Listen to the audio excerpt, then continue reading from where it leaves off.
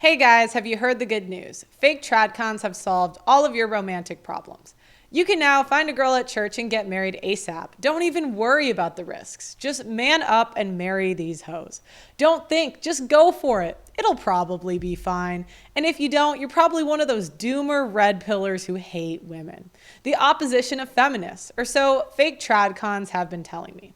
You see, what people like the tradcons at the Daily Wire have been saying the past few years is that with a few extra steps, marriage is totally safe now. Young men, we're just going to cut right to it. Find a woman, fall in love, get married, have more children than you can afford. Well, now they say grow up and then get married. And in the past, they said get married and grow up. So that you can grow up. I mean, I think, frankly, people are getting married too late on average. Right now, I think it's 28 for men and 26 for women. I think it's way too late. In a marriage where you have children, nurture provider roles are very valuable. What do I mean by that? Nurture and provide. Both parents do both. Fathers should nurture their kids. Mothers should provide. But specifically for mothers of young children. Divorce rates have been dropping, and all you've got to do is be religious, and the risk is almost completely eliminated. Fake tradcons have also pointed out that marriage is always awesome, and married men wind up being richer, happier, and healthier than all you single losers out there. So don't delay. Find yourself that born-again virgin, the retired OnlyFans hoe, and tie the knot right away. God will absolve her of all of her sins, so you should too. I'm sure those tattoos will laser right off. Never mind that the church is the last stop on the whore train. Of course, the reality is drastically different. When I started putting together a divorce documentary a few years ago, I could not understand why so many men did not want to get married. But then I was exposed to a vast sea of horror stories of how men were treated in marriage and divorce court. One after another, accounts of dozens upon dozens of men going through hell on earth and being ground into dust underneath a boot heel of a corrupt system.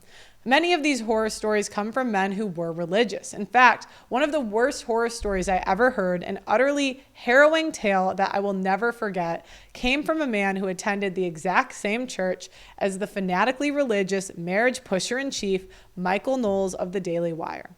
I'm just saying how people ought to behave. And they ought to get married, is what I'm saying. Okay, well, Which is implied by our nature, which is the is. Because it is good for men to be married and to have children. Of course, in reality, conservative commentators frequently mislead men about marriage in a number of ways. Their motivations for this act of deception are twofold. One, they don't care about calling for divorce reform because they don't want to piss off their female audience. Women, particularly those of marriageable age, are much less likely to become conservatives. Highlighting the corruption of the divorce system, one of the few examples of institutional sexism that actually exists, would force conservatives to mention how some women have shamelessly taken advantage of the system to snatch more than their fair share or even to brutally punish their ex-husbands via lawfare. And God forbid you should offend all of those aspiring tradwives who tune into the Daily Wire, the raisin brand of online political commentary, or threaten to take away their massive safety net should the tradwives decide to turn hypocrite and quit their marriage. At best, conservative commentators will occasionally throw a lukewarm statement acknowledging that the divorce system is corrupt, before adding that it'll never be reformed in our lifetime, and so men might as well take the risk of getting married anyway. The second motivation is many conservatives are secretly happy with the divorce system as it now stands, at least partially, because it allows them to sell their religion as a vital part of the solution. If divorce law was reformed to be more equitable and less biased against men, then fake tradcons wouldn't be able to say that having a religion substantially reduces the chances of divorce. As we shall see, that claim is a significant exaggeration, and in certain cases, it's an outright lie. As for you seculars, fake tradcons really couldn't care less. Though they may not openly say it, secular marriage is an abomination in their eyes, and ultimately, you deserve what you get. And what does it matter if hundreds of millions of men across the world continue to have their families torn apart, their finances destroyed, with them becoming paying spectators of their children's lives? If it means fake tradcons get to add a few more bodies to the congregation with the claim that religion reduces risk. Ask Steven Crowder how that one worked out. So how do conservatives gloss over the risks of men face in marriage? First, they gleefully point out that the divorce rate has been declining. It's no longer the cliche 50%. According to most reliable estimates from sources like the American Psychological Association, the U.S. Census Bureau, and the Center for Disease Control, the divorce rate has declined from roughly a 55% peak around 1980 to somewhere between 40 and 45% today. The decrease is mostly due to the marriage rate being almost cut in half since 1980 and unmarried cohabitation skyrocketing since then. If there was a sudden rush for marriage across society, it would almost certainly rise again. But the divorce rate isn't just a simple calculation. It's all based on population samples and surveys to get a crude number of divorces per 1,000 people. Then further estimates and projections are required to give us the more familiar percentages of 40, 45, or 50% of all marriages failing. The extra calculations required allow room for deliberate deception. Certain pro-marriage activists and conservative commentators have employed specific data sets and population samples, along with some creative accounting to claim that the divorce rate is actually 35% or even as low as 30%, with some conservatives like Christian scholar and social researcher Shanti Feldhahn claiming that the divorce rate is no higher than 25%. This is delusional nonsense, but there you have it. According to the commentators who deliberately want men to nut up and get hitched, the odds of your marriage falling apart aren't 50-50, they're 1 in 3, or even as low as 1 in 4. Now, you might argue that if you started your car in the morning and there was a 25 to 35% chance of your car exploding, you'd be more likely to just take the bus. But for marriage advocates, a 25 to 35% chance of having your life ruined and your finances destroyed is an acceptable risk for men to take, for God and country. For perspective, the odds are actually worse than a round of Russian roulette. Of course, as mentioned, the most reliable estimates for the modern divorce rate are currently between 40 and 45% of all marriages failing, slightly less than half. Not exactly great, with the average length of a marriage being roughly 8 years. Hardly a picture of till death do us part, unless you happen to be a heroin addict or you've got yourself a dose of cancer. In reality, 40 to 45% is not that big of a difference from the 50-50 coin toss the general public associates with divorce. But conservatives are desperate to exaggerate just how much the divorce rate is declining. So men feel more comfortable taking the plunge. Damn the risks, marry these hoes, Godspeed. The next way fake tradcons tend to manipulate men towards marriage is by offering them the silver bullet that if you become conservative and choose a religious girl, your chances of divorce are substantially reduced. One set of statistics that has been passed around by marriage advocates and conservative commentators are the ones compiled by Megan Cooper, a purple-haired amateur historian who writes fluff for the bubblegum lifestyle website LoveToKnow.com. Cooper's article was then copy and pasted almost verbatim to the websites of a few law firms, where doubtless the numbers looked more and more credible. This is where marriage advocates found them and spread them across social media as if they were fact. So widespread are they now that they are in fact the top Google search, and AI researchers like Grok mistakenly reference them. According to Megan Cooper's numbers, which she calculated somewhat haphazardly and inaccurately from a Pew survey data, I will spare you the joke about women in math. According to her, Catholics have a 19% divorce rate, Orthodox a 9%, Jews a 9%, Muslims 8%, and Hindus 5%, all of which seem substantially smaller than a U.S. average of 40 to 45%. Then Cooper provides a 51% divorce rate for mainstream Protestants, which people uncritically think accounts for the high national average. In reality, the 51%, which has been parroted on law firm websites and across the internet, appears to have been a plain old miscalculation on Cooper's part. The highest divorce rates were among Protestants, according to Cooper's own data, are evangelicals and born-again Christians with a 28% and 33% respectively, neither of which would explain the 51% average. Nevertheless, all of these percentages seem like a substantially reduced risk, making it appear as all you got to do is get right with God and you'll wind up with an adorable wife in a sundress who bakes cherry pies all day. But what most people don't seem to notice is these numbers are not lifetime divorce rates. Instead, they are a snapshot of the number of divorced people at any given time. The percentages don't take into account these people who have remarried, and we know divorce rates are worse for second and third marriages. And what marriage advocates and conservative commentators often neglect to mention about Cooper's data is that the divorce rate for atheists is 2%, which law firms inflated to 11% to look slightly less ridiculous. This is the stuff that is currently being widely cited online as fact. Conservative commentators just tend not to mention the atheist number. Either way, the low divorce rate for atheists would seemingly imply that the reduced risk has nothing to do with religion. But something doesn't add up. On the other hand, if we correct Megan Cooper's math and derive lifetime divorce rates from the same Pew data, it paints a drastically different picture.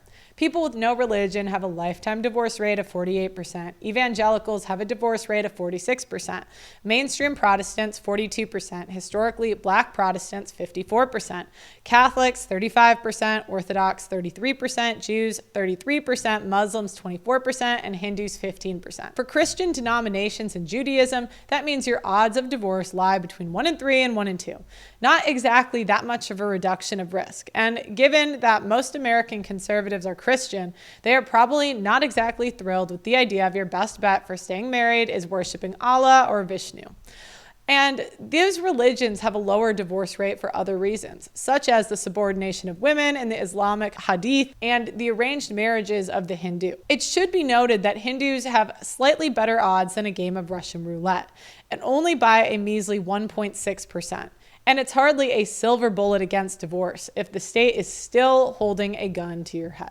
I should point out that I'm continuing to develop my in-depth documentary on modern divorce with a huge emphasis on listening to men's stories and perspectives and calling for direly needed legal reform and societal change. The documentary is heavily dependent on viewers for support. The more funding we receive, the more we can do, and the deeper down the rabbit hole we can venture. There's a link to the GoFundMe in the video description if you want to get involved. Now, a marriage pusher from the fake TradCon side might be quick to point out that many of these people are religious in name only. The Institute for Family Studies, which in reality is nothing more than a pro-marriage propaganda outlet masquerading as a scholarly organization, have made great hay with the claim that regular church attendance seems to correlate with a 50% reduction in the likelihood of divorce. In fact, this claim ties back to a 2018 Harvard study, which found that super devout Christians who attended church more than once a week reduced their likelihood of divorce by 42%. Not those who attended once a week, and certainly not those who attended less. Broken down, this is a 32% reduction of risk for Protestants who attended church more than once a week, and a 54% reduction for Catholics who showed up multiple times a week. The difference between the two largely being the greater hostility towards divorce within Catholicism. Nevertheless, 28% of super devout Protestants, 16% of super devout Catholics who attended church multiple times per week still ended up getting divorced, a risk of roughly 1 in 4 for Protestants and a Russian roulette risk of 1 in 6 for Catholics. Furthermore, according to Pew data and also Lifeway's research, only 12% of both Catholics and Protestants attend church more than once per week, with most of these people being middle-aged or older, not in their 20s and 30s. So even if men were to make the commitment of being super devout, there would be nowhere near a large enough pool of available church girls to go out with. So despite what fake TradCons would tell you, religiosity is hardly a solution for the male population to overcome the risks of divorce. But as I mentioned, most members of the fake TradCon could give a damn about the male population at large. They're mostly interested in using the divorce issue as a foil for recruitment. And it goes without saying that not all super devout women who don't believe in divorce will necessarily be all sweetness and light after the wedding. Some men will find themselves trapped in toxic marriages with female religious fanatics who call all the shot, are stingy with sex, and weigh their husbands down with all sorts of unreasonable demands and moral standards. Never mind the massive potential for a religious wife to turn out to be a hypocrite. We shall probably never know what percentage of super devout marriages are genuinely happy and what percentage are not, since keeping up with the appearances and keeping marital problems secret are a notorious part of how super devout couples operate. But what are the benefits of matrimony to men? Marriage advocates frequently talk about how, on average, married men benefit from greater health, happiness, and financial success. The U.S. Bureau of Labor Statistics indicates that married men earn 10 to 20% more than single ones. But please bear in mind that is largely due to a higher financial burden placed upon a married man. Yes, there is the cost of children, but more significantly is the average cost of materially satisfying a wife. Now, part of this is evolution. Women's nesting habits can prompt the purchase of everything from a nice house to silverware to otherwise useless throw pillows. And part of this is social status, with women being far more likely to push for luxury brands or to go on 2 vacations a year. All told, a wife can quadruple a man's household expenditures. Meanwhile, a single man can be satisfied with far fewer possessions, mostly the basic essentials, plus some recreational purchases like TVs, game consoles, and sound systems. Beyond that, the most single men are satisfied with far less, some even being perfectly happy with a studio apartment and a mattress on the floor. In short, married men earn 10 to 20% more money because their wives make it so they have to. As for happiness, the General Social Survey in 2022 indicated that roughly 33% more married men ticked the box for being very happy compared to single men. And a 2019 article in the Journal of Marriage and Family found that depression was 47% less common among married men than their single counterparts. However, that's really not the whole picture. According to the Journal of Psychological Medicine, the 40 to 45% of married men who get divorced see their depression rates skyrocket again by 312%. Far outstripping the depression rates seen among single men. So congrats if you're married and it works out. I'm not denying that there are successful marriages to good women that could potentially make men happy.